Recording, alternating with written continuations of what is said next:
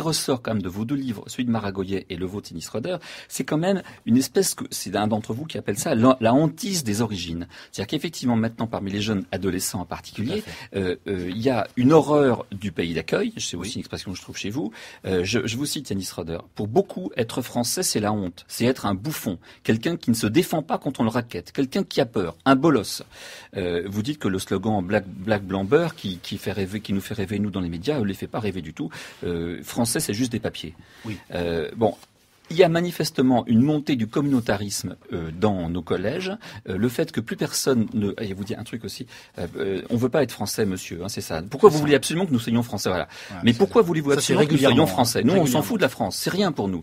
Donc, il y a effectivement une horreur du pays d'accueil, une montée du sentiment communautaire, et ça, évidemment, favorise la montée des violences interethniques. Je crois qu'il y a un problème déjà dans l'enseignement de l'histoire-géographie, quand même. On nous donne très peu d'indications sur ce qu'on doit dire et ce qu'on peut faire et ce qu'on a droit de dire.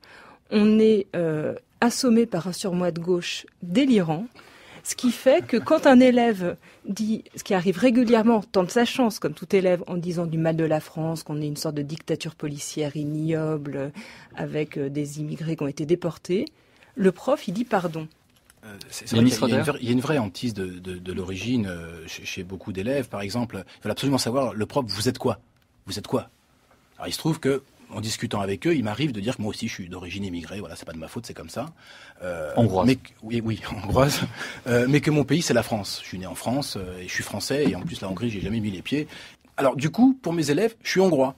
Pour eux, comme je l'écris, être français, c'est la honte, c'est pas possible. Moi, je suis ça. Il y en a même qui s'inventent des origines parce qu'ils sont très gênés par rapport à la situation minoritaire qu'ils vivent en classe. Parce qu'ils sont français d'origine. Parce qu'ils ont du moins des noms français d'origine. Alors voilà, bon, on s'invente un grand-père irlandais ou voilà, bon. C'est dramatique quand même dans un pays Bien sûr, où personne ne s'assume plus comme étant d'origine de ce pays. Le problème, c'est que la nation française se fait sur une question d'adhésion volontaire. À partir du moment où vous n'avez pas d'adhésion volontaire, comment vous construisez une nation avec une partie de cette jeunesse qui ne veut pas appartenir à cette nation?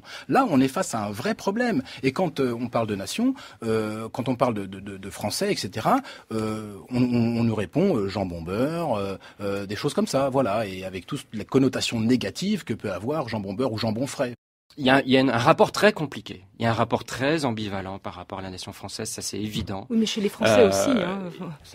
On va pas faire un petit historique, mais c'est vrai que depuis les années 1970, dans notre histoire, sur affirmer la nation française et l'adhésion à la nation française, c'est devenu un peu plus problématique. Alors il y a effectivement certainement un fond de profs de gauche qui sont passés par là, je veux dire.